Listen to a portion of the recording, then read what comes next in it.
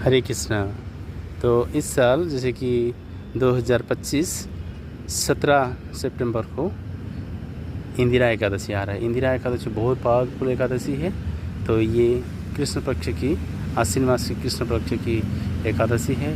तो इस एकादशी का अगर कोई पालन करता है, उनकी सारे जो पाप नष्ट हो जाता है, और अगर उनको पूर्वजों को भी उद्धार हो जाते हैं। अगर पूर्वजों नीच लोक में रहते हैं तो उद्धार हो जाता है। इस उपलक्ष्य में युधिष्ठिर महाराज को भगवान कृष्ण ने उपदेश देते हुए बताते हैं।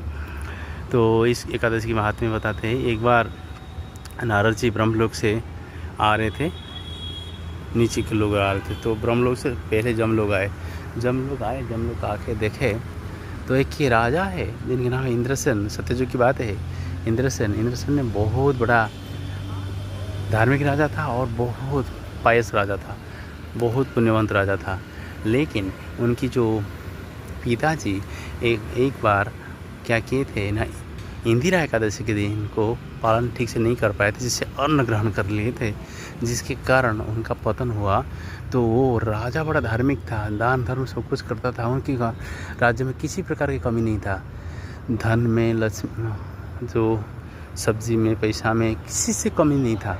सब कुछ भरा हुआ था। राजा के पास बेटा था, पोते थे, सब लोग खुशहाल में थे। लेकिन राजा का जो पिताजी, तो ये इंदिरा एकादशी के दिन में तो अन्न ग्रहण करने के नाते तो उन्होंने फलदान हो गए थे। फलदान मतलब जमलोक में थे। तो राजा इतना धार्मिक था, लेकिन वो जमराज के पास रुके हुए थे।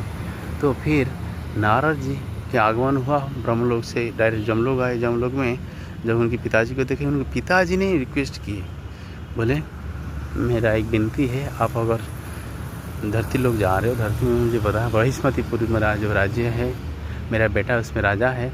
तो मैं इंदिरा एकादशी भंग करने के नाते मैं यहाँ जमराज के पास जमलोक में हूँ।